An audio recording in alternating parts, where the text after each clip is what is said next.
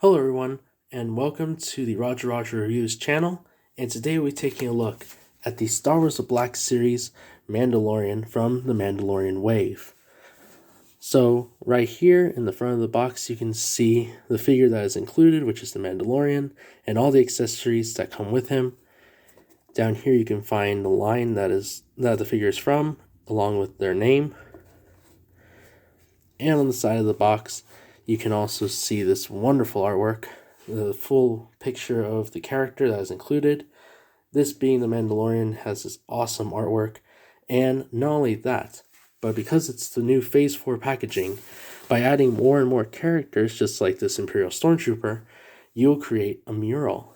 So right here you can see the gauntlet of the Mandalorian showing off inside of the Stormtrooper's packaging, and you can see a little bit of the shoulder pad from the Stormtrooper onto his packaging. So like that, it creates a whole big picture, and in the end it looks really awesome by adding more and more characters. But we'll review the Stormtrooper later on. In the back you get this little bio and description for the character, along with this neat portrait and the number of the characters in order, since the Mandalorian is the first to start off the Mandalorian line, and the Stormtrooper comes in as the second character. So really neat. And then of course you get a bunch of little warnings there and there. Here's the other side of the box. Here's the top of the box. Here's the bottom. So without further ado, I'm going to open up the figure and we'll get to review it.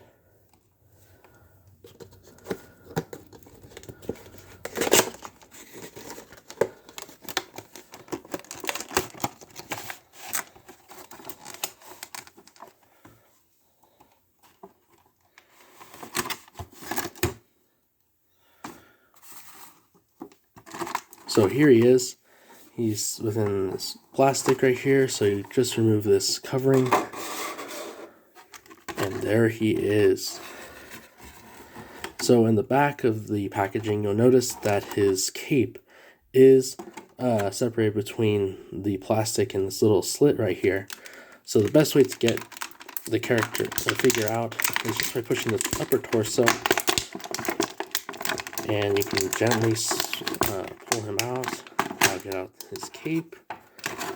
So there he is. I'll put him to the side. See, I'll try and stand him up as best as I can. Come on, there you are.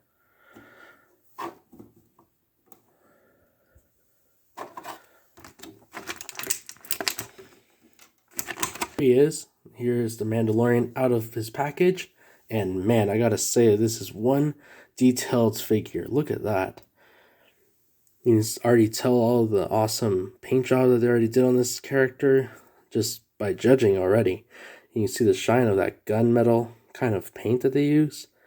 Really gives off that accurate design and color scheme that he has in the series. So there's a full way around. So we'll start off from the top to bottom. So already you can see the top of the helmet is very nicely detailed. It has this very nice shine to it. He has a nice swivel. It's not hard at all. It's easy to move. He has some tilts there and there. It goes around full circle. Here's the back of his helmet.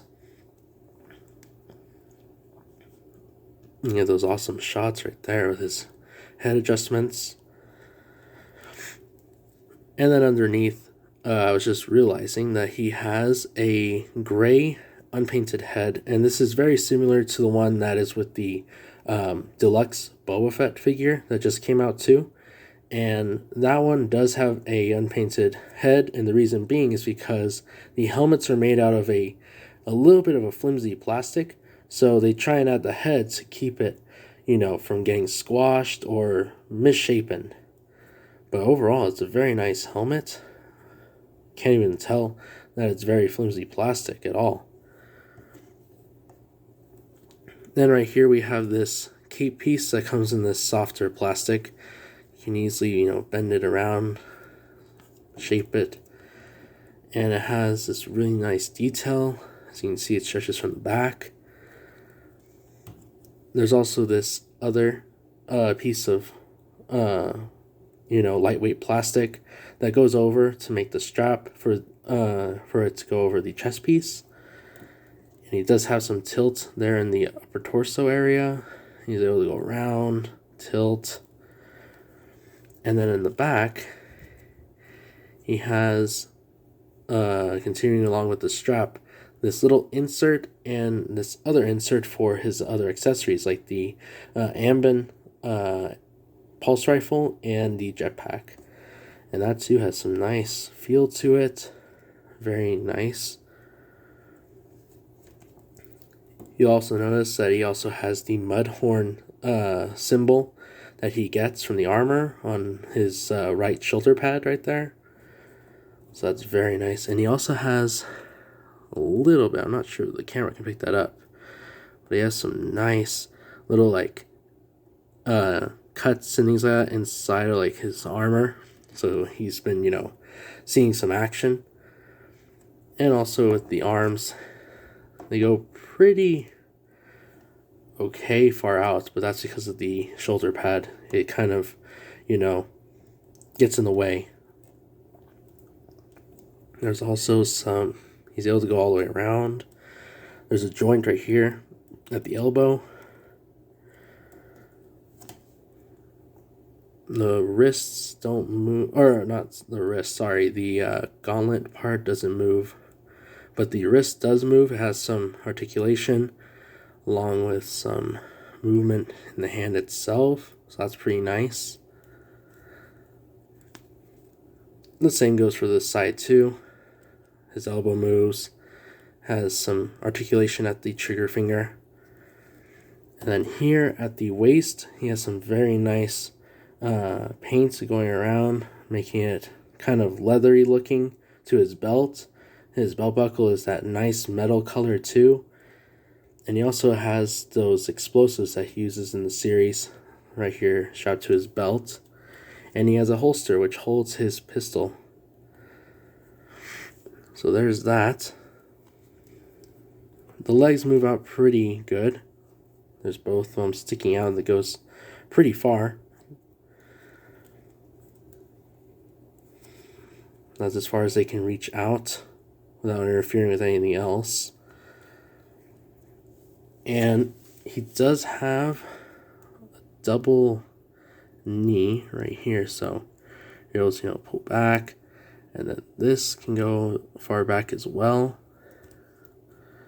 It was pretty good. Let's see, you can make it go up higher. Yeah, it goes about right there with that double knee that's added. So that's some good articulation. And he also has a swivel at the upper leg, like the thigh area. You also notice that he has different paint job on both of the thigh guards right here. This one has more of a brown paint job over it, where this one has just the silver Beskar look.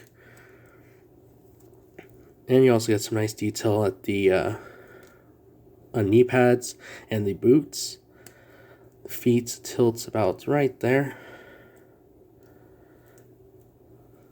And they have rocker ankles as well, so you can get those nice action shots for taking pictures later on.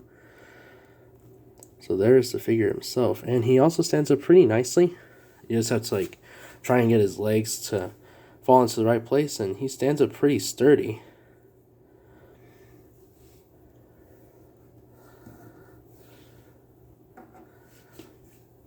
The accessories he comes with are his jetpack, his Ambien pulse rifle,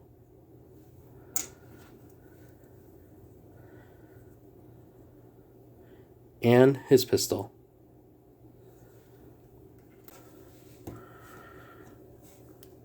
Going over the pistol, it fits nicely inside of this holster if he's not going to use it. You can easily pull up that little strap that is on the holster, put his blaster in there, and you can clip it back in, the little strap. See if I can get it. There it is. And it fits in really well. And you can easily take it out. And you can equip it to his right hand when it has the trigger finger. And by equipping it, you just push down, try and get the handle inside of the hand, and then just turn. And it has really nice detail to the blaster. You can see right there, has some nice silver finish to it. Has a nice brown handle right there at the bottom, and the same for the side as well.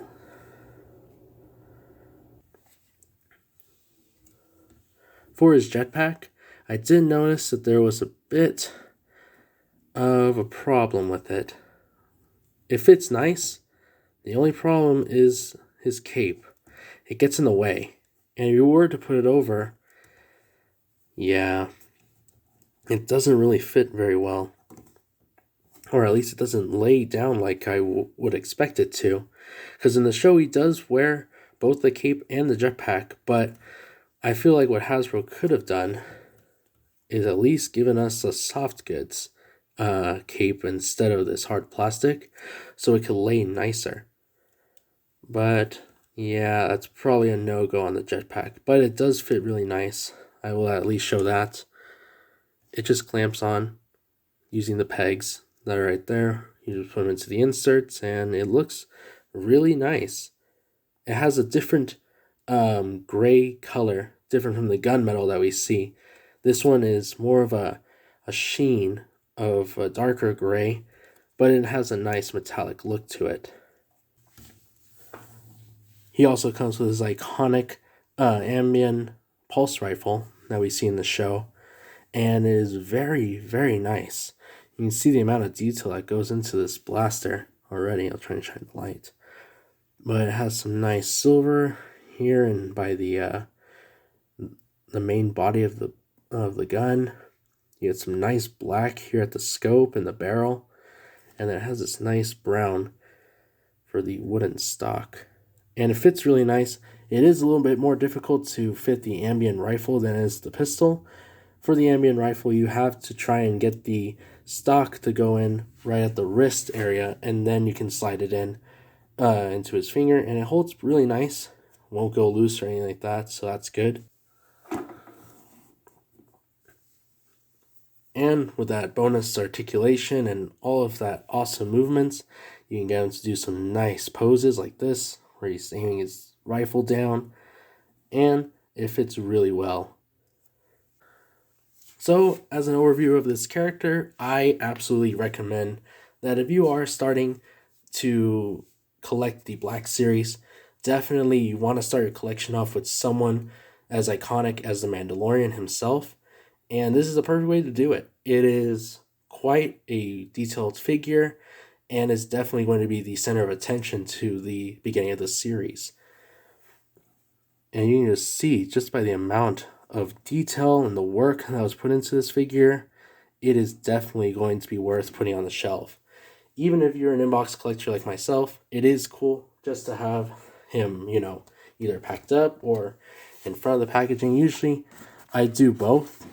So if I'm going to do an inbox sort of packaging look, I'll put the package in the back and the figure in the front, sort of showcasing it a little bit.